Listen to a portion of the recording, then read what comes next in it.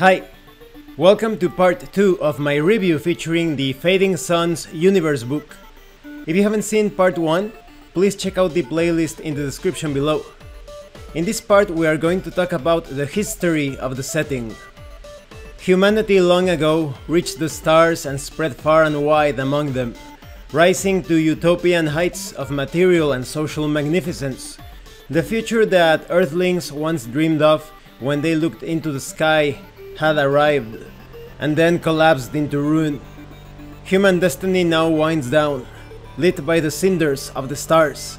In troubled times, it is customary to look to the past for clues about where it all went wrong, or how it might be turned right. Let's talk a bit about the prehistory. What humans know of the times before they reached space, they learned from the Ur-Obun and Ur-Ukar, as well as the amphibian Oro-Yum. Coupled with the theories of Second Republic xenoarchaeologists based on evidence gained from terraforming digs, as well as more than a few cryptic hints from the enigmatic Vol, they formed a picture of what had come before. Once the cosmos had at least one, although possibly two, previously extant though now extinct alien species of incredibly high advancement. One of these presumed species left the jump gates behind. Little is known about them. Gargoyle-like figures, both demonic and angelic in appearance, can be found in many of their ancient ruins and on the jump gates. Together, these two species are called the Anunnaki, or the Pre-Adamites. They are also known as the the proto-race, which is also a prefix used to identify their relics. Scholars believe one of these species, those presumed to have built the jump gates, is older than the other. They are called by various names: jump masters, gatekeepers, inceptors, architects, and many more. The presumed younger species is known as the successors or marauders.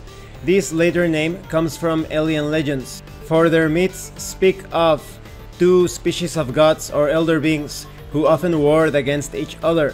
One type of god protected humanity, protected mortals, while the other harassed them. The idea of a mythical prehistorical war between these apparent gods has some physical evidence to support it.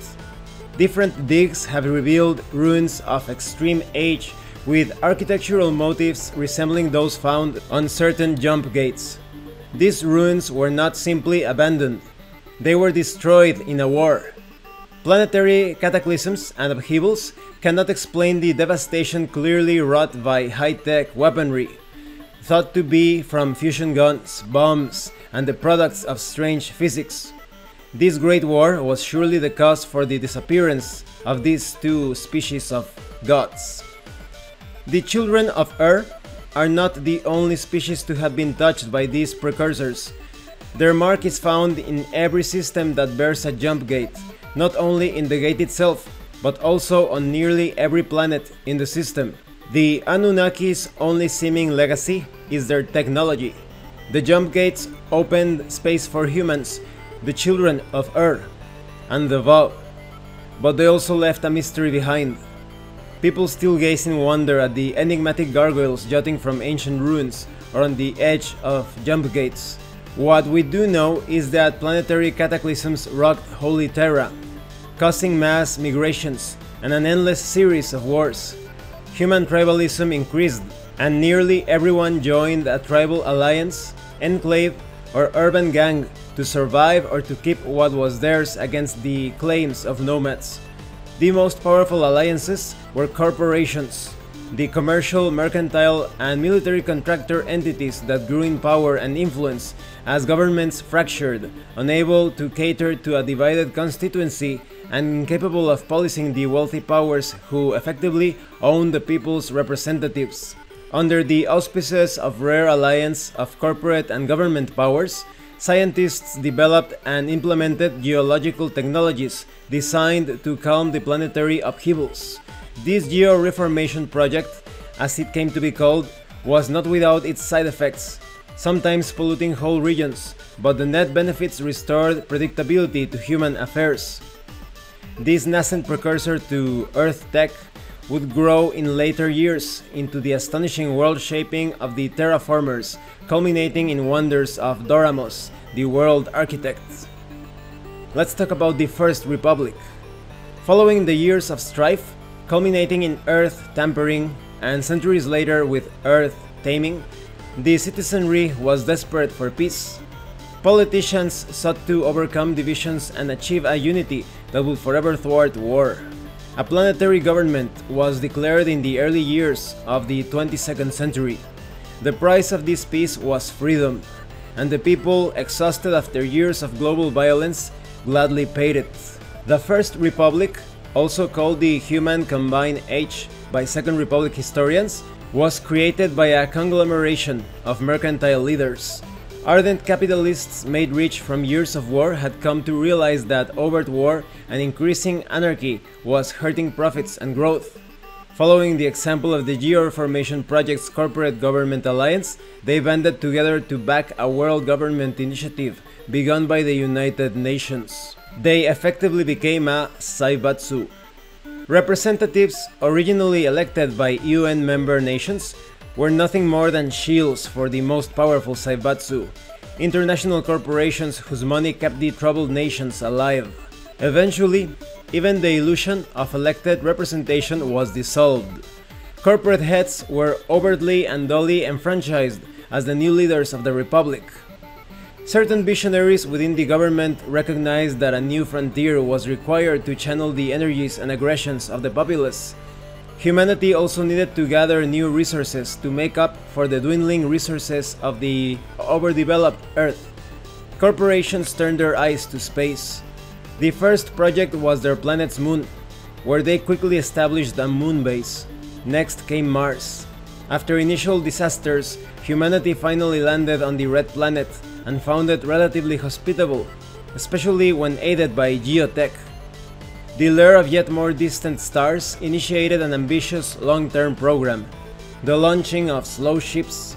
These starships traveled below the speed of light and would take generations to reach even the closest star system, but people lined up anyway to volunteer for these expeditions outward to new horizons. There were two types of slow ships: the generation ships, where the crew lived awake for their journey, sealed inside a Dyson sphere, reproducing new generations of colonists who would live and die aboard a ship until their destination was finally reached, and deep sleep ships, where the crew was frozen to be thawed out on arrival. Relatives bid their loved ones goodbye, knowing they would probably never see them again, but they were still hopeful that their descendants would one day meet on distant worlds. Then, soon after the turn of the 24th century, explorers discovered the first jump gates. Let's go deeper into this. The jump gate was a monumental curiosity. It was the first sign of alien life and technology encountered by humanity so far, except for the controversial remains left on Mars, long covered up and unknown to the public. And it was baffling. Long powered down, the gate showed no sign of activity. Its function was hotly debated. Finally, a team of scientists working long shifts triggered the power and activated the gate. The space inside the hoop of the gate warped as light was bent in an inward spiral, and then opened onto alien vistas, a view of a distant star system. This was the first sure sign humanity had of the Anunnaki and their works. The realization that humans were not the only species to reach the stars was a humbling experience, but one which many frontier-minded humans quickly got over. Scientists quickly retrieved data from the powered-up gate, and translation began. Soon enough, theoretical knowledge about the gate's technology existed to allow manufacture of a prototype jump engine. It was bulky and huge. Attached to an unmanned probe, the Republic prepared to launch it into the new infinity. This was a major unifying event, bringing people all over the world together in rapt expectation as the probe's retros fired and sent it hurling through the gate. In a flash, it was gone, and humanity waited. 3 months later, the gate activated, and the probe floated back into Earth's solar system, transmitting its image data collected in unknown space. A solar system was waiting with a habitable planet similar to Earth.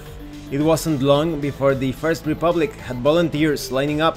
A crew was selected, trained over long months, and finally readied for launch. Again, the world gathered to see it. The intrepid crew took off, shooting through the fiery glow of the alien jump gate, and no one expected what came next. Each astronaut experienced a sublime moment of ecstasy and profound remembering of some deep truth once known and since lost. When they arrived on the other side, the memories again faded, but their afterglow remained. A religion was born, named after the world left on the lips of all the astronauts, Satra. The new world had no sentient life and was ripe for colonization. It was called Satra's Boon, and since has been renamed Sutek. Soon the exodus and the conflicts began. Internal covert war ignited among the Saibatsu as corporations fought for control of space's new riches. Most citizens were unaware of the conflicts exploding in the corridors of power on Earth, Mars, and Satra's Boon. The First Republic found the religion of Sathraism to be an annoyance. Religious pilots were harder to control, and they sought to undergo more jumps than were necessary, risking their health and thus their ships. Sathraism was outlawed, but to little effect because of the addiction of these pilots. Only when the Republic managed to design a force field buffer preventing the Sathra experience did the religion suffer a serious setback. So effectively, many under the thrall of religion became addicted to these jumps. Ships were built with the integral buffers. Any attempt to dismantle the buffer disabled the engines. The mystical visions were over. Without communion, many pilots could not maintain their zeal. The mystical visions were over. They lapsed from their mystical convictions, so easily forgotten anyway, like a dim dream. Many Sathraists who tried to build their own ships still received the visions for many years, but the Republic was ruthless in hunting down rogue ships and destroying them. Within a matter of years, Sathraism was forgotten. Progress and expansion pushed on. Further study of the jump gate revealed new routes to yet more worlds. With people spreading so far so fast, and with the Saibatsu busy attacking and defending their own, the discontents and idealists slipped away into the night and seized the stars for themselves. The First Republic's new frontier had become the means to its own end. The diaspora and the fall of the First Republic had begun. The first colonists were mainly workers from the many corporations involved in the resource extraction, but among them were those seeking escape from the corporate control and centralization which had so long strangled Earth. The First Republic had become an oppressive institution, serving the best interests of the top elite, deaf to the pleas of the commoners. But once the jump gate allowed entry to other worlds, each with new jump routes leading to a staggering array of still other worlds, the First Republic could no longer control their citizenry. Citizens were free among the stars. An age of balkanization and independence began, as tight-knit special interest communities took off on ships of their own. Many of the worlds they landed on saw experiments in government. The early homogeneity of these colony worlds ensured that some of these experiments worked. On many of these worlds, ruling powers grew up around strong individualist leaders who left the reins of power with their progeny, creating royal lineages. These noble houses became the main means of the Saibatsu's downfall, as they began small wars, seized the First Republic resources here and there, and whittled down the dwindling Republic. The untrammeled richness of some of the worlds allowed the colonists to create mini mercantile empires of their own, while other places saw colonists fight bitter and violent wars for poor resources. Then came the Prophet and his church. Amid this exuberant chaos, the Prophet began his sermons. Traveling from world to world, this religious figure of immense power single-handedly created a new monotheism. The discovery of greatly advanced alien species changed everything. Every single thing humanity had ever assumed about its own origins and spiritual destiny. Humans were no longer unique, for their intelligence and tool-using capabilities. In light of irrevocable proof of intelligent life in outer space, the leaders of the major religions of what was now called Earth were too backward-looking to advance their churches into the new era of space travel. During the diaspora, human colonies fractured their ties to central government, society, and religion. Long-dead ancient Earth religions, many of them polytheist and pagan, were resurrected by colonists desperate to escape the materialistic technocracy which they believed was strangling their destiny. But old religions and archaic forms of worship rang hollow amid the stars. Something new was required, something that would address both hope and grief, as did all the great religions. Into this void of belief came the prophet. Much has been said or written about him since, and many divergent beliefs are professed by different peoples as gospel, as is the way with all true prophets. His name was Zebulon. He was fascinated with the new potential opened up by the jump gates. He went to the stars in search of more evidence for their makers. He found something greater by far. All lay members know the litany. In 2723, the prophet saw the holy flame. On the frontier world of Yathrib, lost now amid the fading stars, Zebulon was gifted by God with a mystical vision of the holy flame residing in the Empyrean. God gave the prophet new words for his children, taking them into the new age of space exploration. But he was also given a vision of hell, revealing that demons lurked in the dark between the stars, seeking to snuff the holy flame. Church leaders have said that the suns grew cold as the demons and the sins they awakened in humanity blocked the light of the holy flame from the universe. Zebulon began to preach his vision throughout the frontier, creating a new religious movement. He spoke of evil hidden among the stars, demons whose shadows blocked the light of the holy flame. He spoke of the need to expand outward and explore, gathering the marvels that were found into cathedrals. He also spoke against machines and technology and the nihilistic effect they had on humanity. Zebulon searched holy texts and teachings from Earth and elsewhere for wisdom, realizing that only by uniting all of humankind's wisdom could humanity's faith thrive under the pressures of their star sojourn. As the prophet revised his teachings, he introduced ideas from a variety of religions. He called God the Pancreator, and revealed that this was the same God spoken of in all religions, and that only now, once humans had reached the stars, could the creator of the universe, of all the worlds and creatures therein, reveal himself, herself, itself, in full glory. By the time of Emperor Alexius, these disciples of the new religion have become saint-like figures. Many legendary parables and powers were attributed to them, and the eighth disciple, too often overlooked, was an Obun. She created the Woven Logi sect of the church, which still thrives on Veli Samil. During the prophet's time, Satraism experienced a silent resurgence as engineers dismantled the field buffers that prevented jump ecstasy. With no republic to stop them, pilots again began their communions. But the prophet stood against them, opposing the hallucinatory ecstasy. As the universal church gained power, Satraism again went into decline.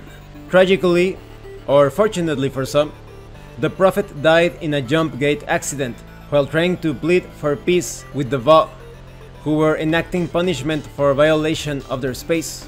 His church blamed the Va for years, although many have realized that the prophet's final mission to them was for peace, and the church has since sought conciliation. The symbol of the church is still a modified jump gate, the sign of the prophet's death and his message of questing. The exceptionally long life of the prophet is a source of awe for the faithful, who attribute his near immortality to faith, while others believe it is a testament to longevity drugs. Regardless, the years of his life are seen as an age of miracles by post-fall humanity, and a time when any person of faith could work wonders. It is said that the first theurgic rituals were codified then, although their practice waned during the Second Republic, such that the existence of such magic was considered a hoax by some. Its return in the Dark Ages, however, has renewed the simple folks' faith in miracles. After the prophet's death, his core teachings were collected into one book titled the Omega Gospels. Church theologians argue that there are two phases to his teachings. The early Omega Gospels teach about warding evil and cultivating the virtues. The later Compassionate Truths offer mystical teachings about understanding and love. Over the millennia, since the prophet walked the stars, the church has grown and developed its own answers to the theological questions raised in the prophet's teachings. By the time of Emperor Alexius, theology is a thorny and many-sided issue argued over by many different sects and orders. One of the prophet's followers, Palamedes, a son of House Alecto, formalized the universal church after the prophet's death. Palamedes gathered the disparate faithful together against the threat of the Va and the Ur-Ukhar, cementing the burgeoning religion into a political force. Palamedes' place in church history later helped Vladimir I gain the church's help in his bid for empire. And with all of this, the church had been established. Palamedes declared himself patriarch, the spiritual and temporal head of the church, setting forth guidelines on how future patriarchs were to be chosen by a college of archbishops. Since then, the church has been led by a long list of venerable men and women.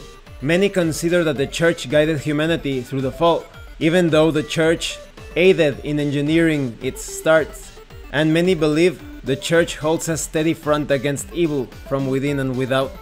And this concludes the review for today. As you can see, the fiction of this role-playing game universe has some things that hit pretty close to home.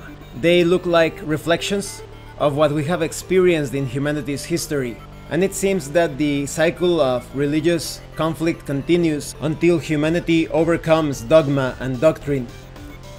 Thanks for watching this part of the review, and thank you so much to those of you that have been supporting the channel by sending drive-thru RPG gift certificates. If anyone else wants to further support the channel, the information on how to do that will be in the description below. In the next part, we are going to continue with the history of this science fantasy setting. If you have any comments or questions, please let me know. Once again, thank you and see you later.